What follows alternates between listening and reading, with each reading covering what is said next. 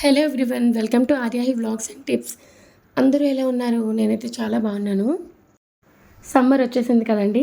మనకి చల్లగా cool drinks కానీ వాటర్ అయినా ఏదైనా సరే చల్లగా తాగాలని అనిపిస్తుంది కదా. కానీ ఫ్రిడ్జ్లో పెట్టి నీరు తాగడం మనకి కానీ పిల్లలకు కానీ అంత ఆరోగ్యం కాదు కదా. అందుకే నేను మట్టి కుండను తెచ్చుకున్నాను. మట్టి కుండను తెచ్చుకోగానే మనం వెంటనే నీళ్ళు పోసి వాడేయకూడదండి. మట్టి కుండను ముందుగా మనం సీజనింగ్ చేసుకోవాలి. ఎందుకంటే మట్టి కుండను తయారు చేసేటప్పుడు అందులో చాలా దుమ్ము ధూళి ఉంటుంది కదండి. వాటన్నిటిని మనం ఒకసారి సీజనింగ్ చేసి క్లీన్ చేసుకోవాలి.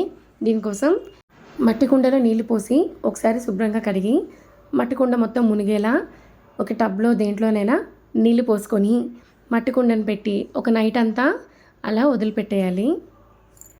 మీ దగ్గర ఇలాంటి టబ్ లేకపోతే మట్టి కుండలో నీళ్లు పోసి అలానే విడిచిపెట్టేయచ్చు. ఈ మట్టి కుండలో నీళ్ళు తాగడం వల్ల మనకి చాలా ఆరోగ్య ప్రయోజనాలు అయితే ఉంటాయండి. ఇలా కుండను నానబెట్టుకున్న తర్వాత బయటికి తీసి కుండను కొంచెం మనం క్లీన్ చేసుకోవాలి.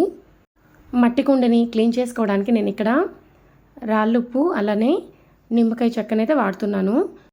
మనం ఈ మట్టి కుండని క్లీన్ చేసుకోవడానికి స్క్రబ్బర్ని యూజ్ చేసుకున్నా పర్వాలేదండి. లేదంటే కొబ్బరి పీచుతో కూడా మనం క్లీన్ చేసుకోవచ్చు. అంతేగాని స్టీల్ స్క్రబ్బర్ కానీ విమ్ బార్స్ కానీ లేదంటే డిష్ వాషర్ లిక్విడ్ కానీ ఇలాంటివి కూడా మనం యూజ్ చేయకూడదండి. ఉప్పు ఇలా నిమ్మకాయ చెక్క కొంచెం వేసుకొని లోపల బయట అంతా కూడా జాగ్రత్తగా చక్కగా రుద్దుకోవాలి.